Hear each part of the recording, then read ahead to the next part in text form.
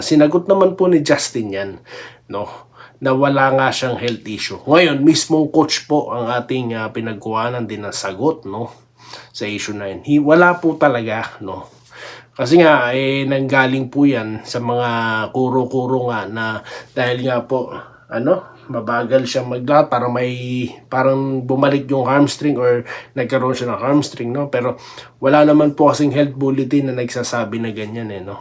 Then at the same time, yan na nga, pinabulaanan na nga ni Coach Tim Con, di ba? Ang sinabi niya nga lang, talagang he give credit dito kay RHJ sa kanyang matinding depensa.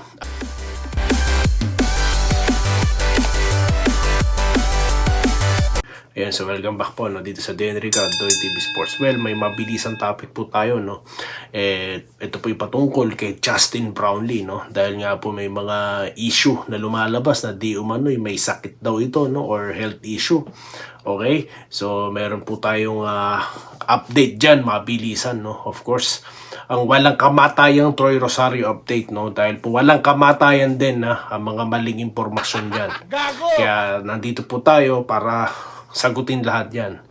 Then of course, makapa-shoutout po, no? Makapa-shoutout. Of course, basahin ko po lahat ng inyong mga message, no, or comment dito po sa ating mga contents.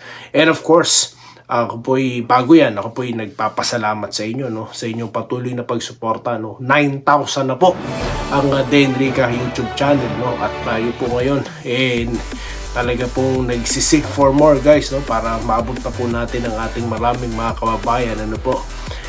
Tayo po ngayon running for 10,000 subscribers, nice, guys, no. So sa mga hindi pa po dyan, mga bago po dyan, no, napadaan lang at nagustuhan nyo, pindutin nyo na po, no. Wag na po kayong mag-alangan, pindot na po. Okay, so yun na nga po, no. Nabasa ko kagad po, no, ito pong spin na naman, no, of course, dahil nga nakakausap nila yung mga personalidad, no, maigi pong marinig, no, galing mismo dun sa source. Ang pinag-uusapan po kasi, no, ito po si Justin Brownlee, no, at sinagot naman po ni Justin yan, no, na wala nga siyang health issue. Ngayon, mismong coach po ang ating pinagkuhanan din ng sagot, no, sa issue na yun. Wala po talaga, no. Kasi nga, nanggaling po yan sa mga kuro-kuro nga na dahil nga po, mabagal siya maglakad para parang bumalik yung hamstring or nagkaroon siya ng hamstring, no. Pero wala naman po kasing health bulletin na nagsasabi na ganyan, no. Then at the same time, yan na nga, pinabulaanan na nga ni Coach Tim Con, di ba? Ang sinabi niya nga lang, talagang he give credit dito kay RHJ sa kanyang matinding depensa. At inako po, no, ni Coach Tim Con, no, yung responsibilidad dyan, no, di ba? Dahil hindi niya nagawa, no, dapat may paraan siya, no, para para to make him open, di ba? Kaso nangyari po nun talaga, nadepensahan siya. Resulta po sa pag-decline, no, ng kanyang stats or scoring, no, sa finals dahil magkaiba po talaga versus San Miguel. Pero in-emphasize din po ni Coach Tim Con na alam naman po natin si Justin Brownlee, galing po yan ng Indonesia, no. Tapos ayan, medyo mahaba po yung natin, 'di ba? Konferensya natin tong Governors Cup. Umabot pa ng finals, di po ba? Tapos ngayon gilas naman. So, yun po, may pagkapagod, no. Pero wala pong health issue. Okay? Sa mga nagsasabi po na palitan, no, pagpahingahin, maganda naman po siguro intensyon nyo, no, in a sense sa pagpahingahin si Justin. Kaso po, ganyan po ang mga player. Isipin nyo na lang po, yung mga player sa NBA, ilang beses po sila naglalaro sa buong season. Hindi po ba?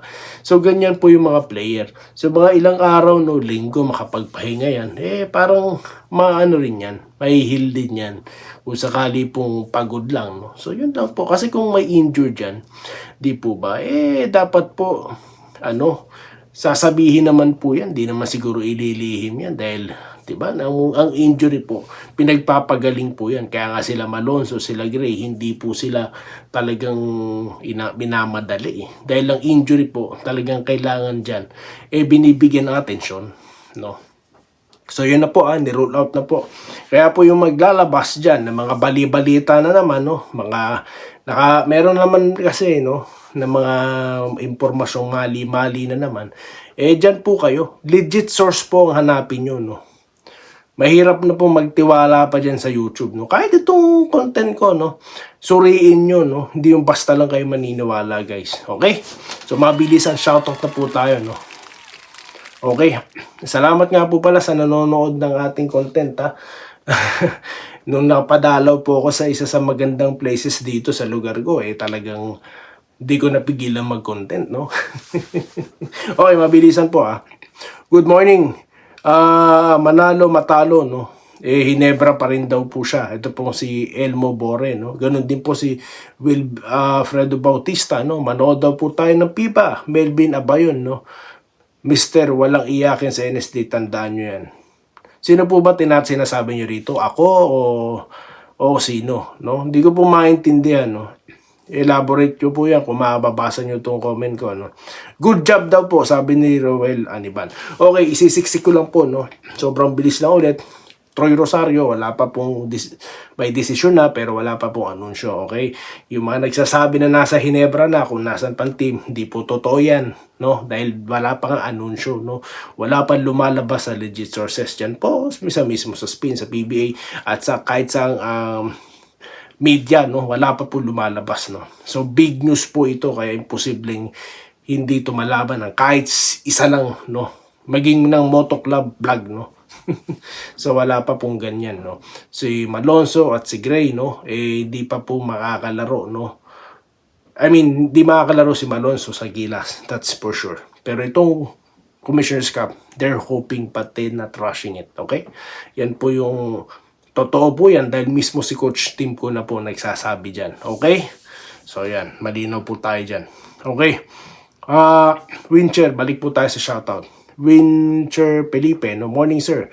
Tama yung sinasabi mo, no? Hinebra pa din tayo kahit yes, tama po tayo dyan, no? At dito po, no, may nag-comment dito, no? Ray ang pangalan niya. Huwag mo lahatin ng mga malalaking vloggers. Meron siguro mga fake news pero di naman lahat. Tandaan mo, vlogger ka din. Good luck sa channel mo. More power. Utoy. Well, alam mo, Brad, no? Hindi ko naman nila lahat, no? Ang pinupunto ko, yung mga malalaking channel na namemeke. Hindi ko sinasabing lahat ng... Wala pong sense yun. It doesn't make sense, no? Yung statement na ganyan. Na lahat sila... tinutukoy ko ba na lahat ng malalaking channel fake news? Hindi. Ang tinutukoy ko yung malalaking channel na naglalabas ng maling impormasyon. Hindi yung malalaking channel no na wala namang kinalaman, no. Yun po, no. Mag-focus tayo sa premise ng sinasabi ko. Ang sinasabi ko yung nagpapakalat ng fake news dahil iba po sa kanila malalaking channel, no. Okay? At may sasabihin ka bang tandaan mo yan. Kaya nga sinasabi ko naglalabas ng fake news, sir. Pakiintindi lang po yung sinulat ko at yung sinabi ko. No? Di po ba? Malinaw naman po, tignan nyo. Mukhang kayo lang po ang kakaiba sa lahat ng nag-comment dito, sir. No? Pansin ko lang, no? At salamat din po, no, sa pag-good luck mo sa aking channel, ano po. Salamat po. Okay. Angel Bells, no? Hinebra lang ang sikat sa PBA, no? Pag wala ang Hinebra, magsara PBA. Di naman po. Ang San Miguel po, marami ring fans. Sa katunayan po, nanonood ngayon si Sir Empeno, no? Nandyan, no? Humihingi nga po ng update about San Miguel. Sir, nagre-research na po ako, no, para sa San Miguel at para sa inyo, magre-research ako, no? One of these days, San Miguel naman po pag-uusapan natin. Dahil po yan sa kahilingan nyo, no? Alam mo naman tayo rito, no? Rino Barra, no? Kahit World Cup lang, makapasok sana ang Gilas. Kahit hindi tayo mag-champion, basta makapasok. Okay naman po. Yan naman po yung hope natin. Rank 34 na po tayo, guys. Rank 34 na tayo sa FIBA. Sa FIBA mismo yan, Okay? Lagi kitang papanoorin pag lagi kang totoo sa content mo, no, to fake news. June Nati, 620. Well, kaya nga po naglalabas na po tayo dyan ng mga pinanggagalingan ng mga sinasabi ko, no. Para po, kung may may papasok dito na magsasabing fake news, no. Ayan na nga po, no. Binabasa ko na, sinasabi ko na sa inyo, Nire-record ko pa nga eh. Kung paano ko censorship. Ano pa ho bang gagawin ko? No? Eh, yun po kasi mga interview ng mga coaches, no? Hindi ko na po yun marirecord pang marami dahil sobra na pong busy ako, no? Pinapakinggan ko po yung mga yun bago po tayo sumalang dito, no? At hanggat maaari, ayoko po sanang gumamit ng mga material nila, no? Gusto ko lang, isa-cite ko lang sila, sabi ko lang, dun manggagaling, ano po. 'Di ba? Di naman po against copyright kung isasama ko din yung video nila. Yun na nga lang guys, no? Masyado na pong pwede. Yun yung naman pong buod, no, ng sinabi nila, sinasabi ko rin naman, no, at di ko naman iniiba. Okay, so salamat po sir. Minerva Java, no, lagi po to. Good day. No fake news on your vlog, kaya mas pinapanood ka po namin. Hintayin nila ang pagbabalik na Hinebra. Yun naman po basta po talaga, akin lang naman kasi, yung totoo lang, no. Yung totoo lang. Kasi nababash ka nga kahit, naalala nyo, ito po, mabilisang kwento ko lang. Yung nagsisimula pa lang po ako dito. Biruin nyo, 50 subscribers pa lang po ako, 4 years ago. Tapos pinaghirapan ko yung content ko, ni-research ko, no. 3 araw ko yung tinrabaho, no. Sabay may isang basher na papasok. Sasabihin ka, kaunti pa lang naloloko mo dito, brad. Biruin mo gaano ka sakit sa akin yun. Dati kasi, syempre, bago ka pa lang. More hurt ka talaga, no? Ngayon, hindi na po, makapal na to. Biruin mo, ni-research ko, pinaghirapan ko for 3 days. May isang papasok at sasabihin lang yun, di ba, no?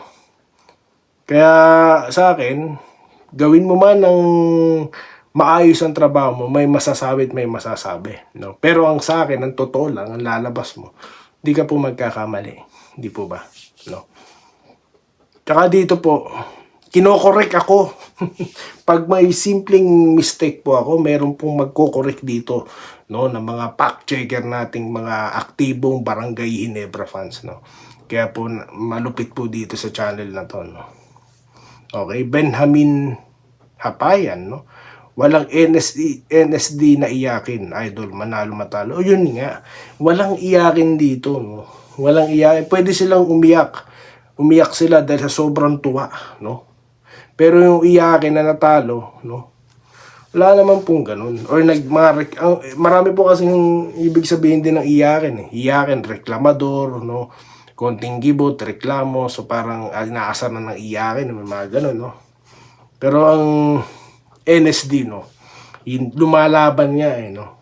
Ramil Gonzaga, morning, magandang araw din po sa inyo, no. Good morning din po sa inyo dan.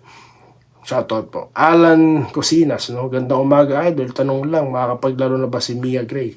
Nabanggit na po natin kanina, no? Hoping this Commissioner's Cup, but they will not rush. Okay, tama naman po yun. Gerald Castillo, ito po sinasabi niya na November 7 po ang Commissioner's Cup, no? At malabo daw po maglaro si JB sa PBA. Dahil pag nagkataon, issue na naman na patid siya. Dalawa kasi commitment. Well, ano nga po kasi yan, sir, no? Ito, ganito po yan, Si JB po kasi, sinabi na po, nagaling na po kay Coach Tim Cone, no? After Gilas po, babalik pa rin siya for Commissioner's Cup. So, hindi po malabo, no? Dahil sinabi po ni Coach Tim Cone, maliban na lang po kung may developments or ano man mangyari dyan sa Gilas game, no? Or whatsoever. Siyempre, we're hope for the safety of the players, no? Pero sang-ayon na po, no? Kasasabi lang po natin, angkop po dito sa content natin yung nabanggit nyo, sir. So, I thought, or I think, no, nasagot na po yung inyo pong, dito, no? Concern nyo, sir. Salamat po, no, Sir Gerald. Felmar Castillo, no, na lagi po nandito. Good morning po, tama ka. Dapat good decision making si Troy. Tama po yan. No, bigyan po natin siya ng panahon at karapatan niya po yun. Ba't pa po ba natin pinakikialaman na yan? Magantay lang po tayo. No, tayo man po, naghahanap tayo ng trabaho, 2-3 bigla nag-offer sa atin. Siyempre, hindi ka bigla susunggab, no? Kailangan matinding pag-iisip po yan, guys. Ganyan po katindi yan, no? Okay, si Micah Fortune, no? Idol, kailan ulit umpisa ng basketball? Ayan po, nabanggit ko na po, no? Sabi ko sa inyo, mga subscribers po nag-update sa atin minsan. Ano po? November 27 po ang Commissioner's Cup. Right after po yan ng Gilas second window, no? Patatapusin muna yan, tapos Commissioner's Cup na po. Okay? June Monton, no? Marami po siyang thumbs up. Sir Lawrence Craig, no? Hello Lods, good morning. Napanood ko po last vlog mo. Ay, salamat na rin po, no? I mean, maraming salamat po. Lagi po kayo nanonood. Alam ko yan, no? Ganon din po si Ma'am Mel ng Norway, no? Ano, si Mr. Danilo Empeno, no? Magre-research ako dyan, sir, sa San Miguel, no? Magre-research tayo. Pero one thing is for sure, no? Hindi po totoo,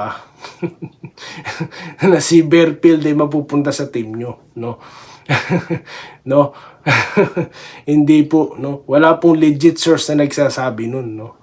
Kaya yun lang po muna ang aking pauna sa inyo. Installment po na. So yun lang po muna guys ang ating napag-usapan. Napakasarap po na makipagkwentuhan sa inyo. At tayo po yung makikipag-usap ulit sa inyo sa pamamagitan yung komento, no? Sa susunod na content natin dito sa De Enrique Adoy TV Sports. Muli po, stay safe po. Alam ko po may bagyo dyan sa atin na naman, no? Kaya po, keep safe po kayo dyan, no? May nagbalita po sa atin na subscriber pong Pampanga, no? Ma'am Irene po ba yun? Mag-iingat po kayo dyan sa mga taga Isabela po, no? Ng mga, may mga kamag-anak tayong mga Ilocano dyan, no? At lahat po kayo dyan sa Pilipinas, no? Mag-iingat po kayong lahat. Yun lamang po guys, at maraming salamat po sa inyong panonood. Salamat po sa panonood. Subscribe na para sa mga susunod na basketball at boxing videos.